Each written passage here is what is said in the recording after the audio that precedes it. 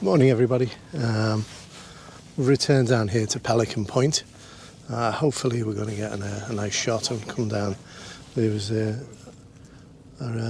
forecast for high cloud and a lot of it, but there is high cloud but not an awful lot, so we're here to do some long exposures against this little jetty that I've shot before. I keep coming here and trying to get the best conditions that I can. And I'm sorry for the scary face. Well, as you know, dawn photography means coming out in the gloom and then shooting until we see the light. So I'm going to set up and I'll speak to you in a sec.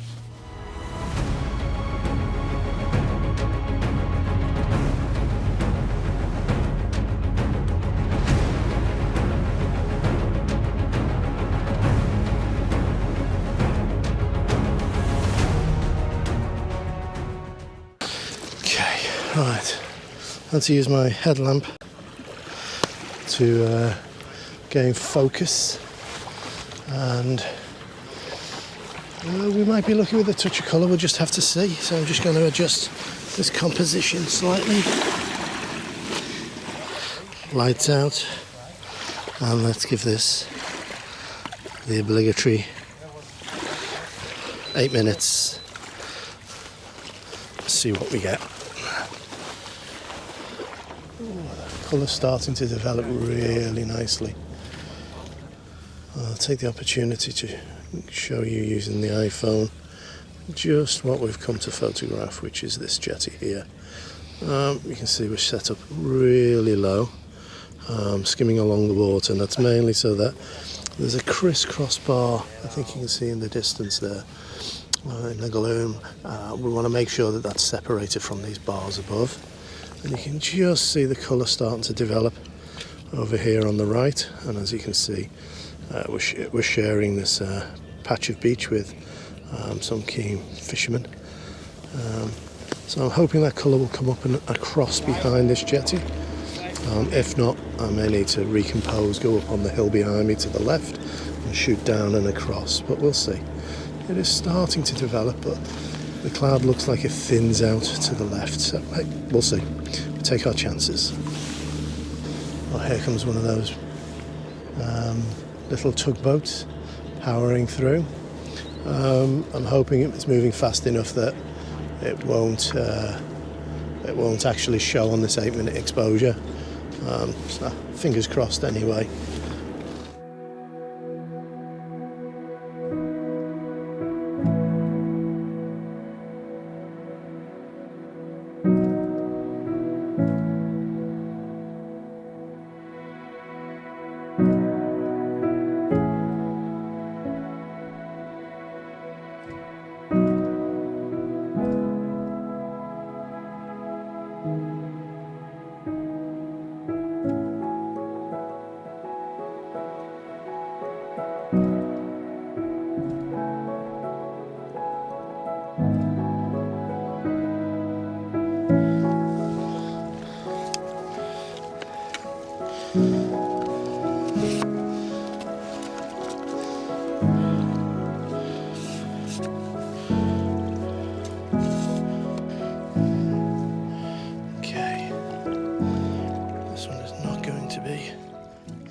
Anything near 8 minutes, but that's okay. Throwing it on for 1 minute, catch that colour, smooth the water, which looks like it's just past its twilight peak.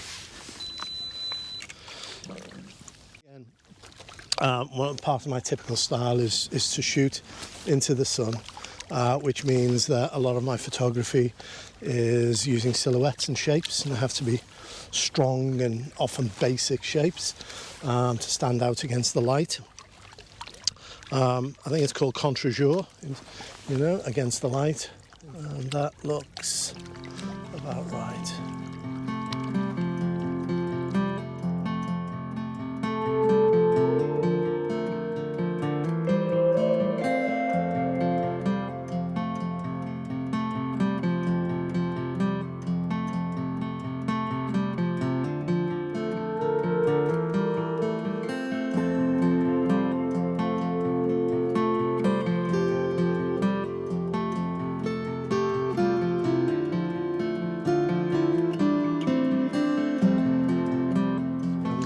very slight blown out highlight showing, but that's by the by, that's okay.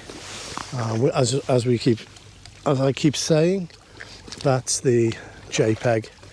The histogram, the blinkies on your image is the JPEG representation, so it's not the raw file. So there's a bit more give than it suggests. So, and as I typically do, if I do landscape shots I particularly like, I flip it and do a portrait. Good for the socials. And again, I think you'll probably get to realise about my behaviour and relationship with these mosquitoes is that if we get beautiful light, a beautiful sky, they're welcome to eat me to death. It's where things are difficult. I'm not sure I'm getting a shot and then being bitten to death. It gets me a little ratty. But right now I've just caught about 3 or 4 on me, and I couldn't care less. It's beautiful, it really is.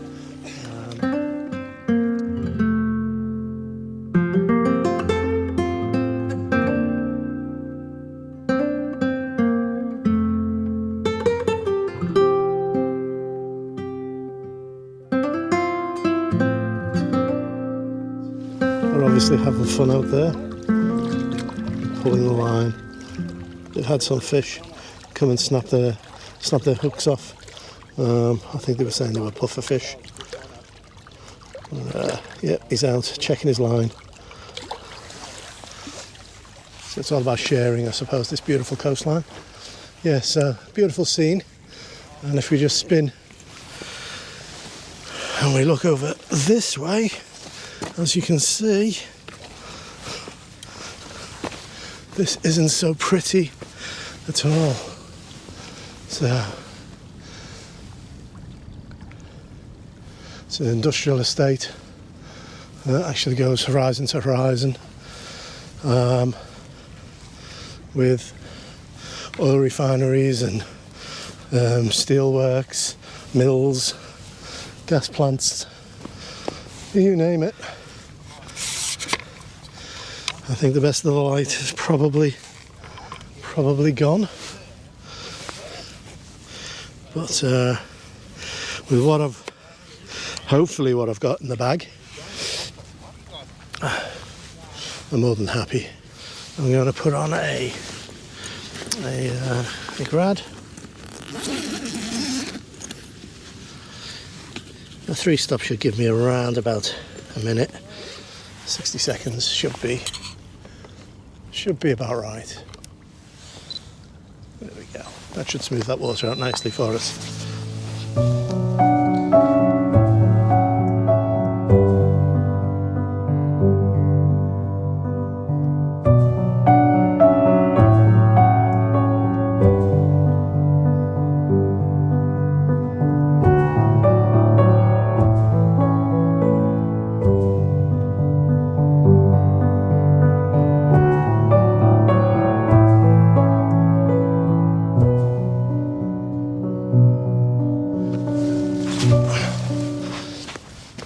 Yeah, so we can do a compare and contrast, because we saw the twilight colour and now we've got the sunrise colour.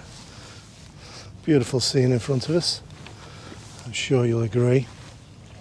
So I threw on the 3-stop and a 0.9 soft grad. We're taking a 1-minute shot.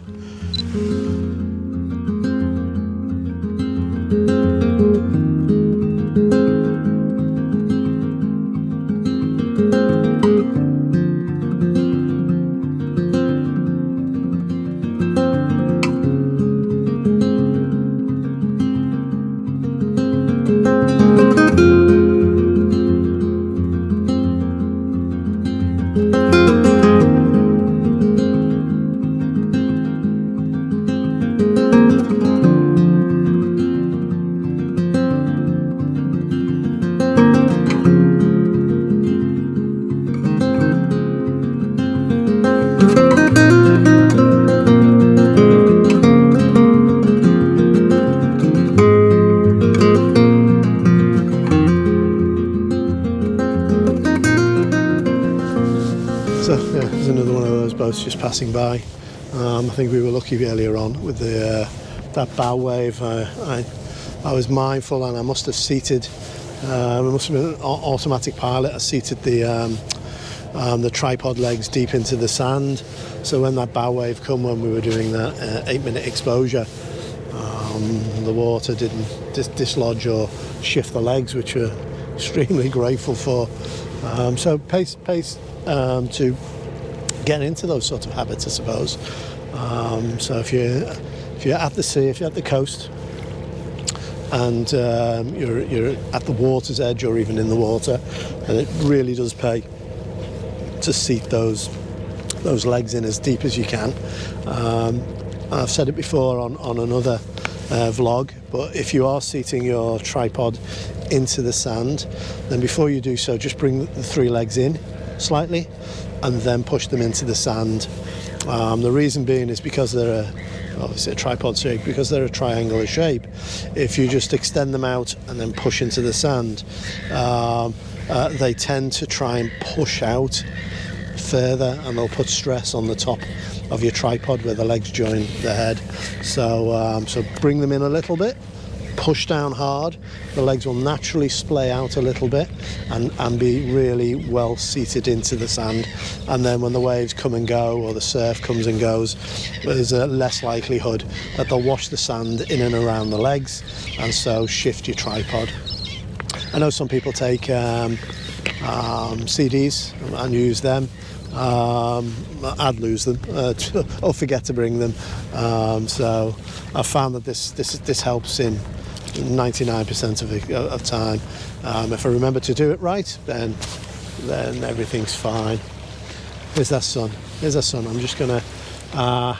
You see, it is quite muted. I think that's what's helped give us that diffuse light, beautiful reds, oranges and yellows. So we've been lucky, I think, with the conditions. So once again, thank you everyone. Wherever you are, please look after yourself and your loved ones, and see you.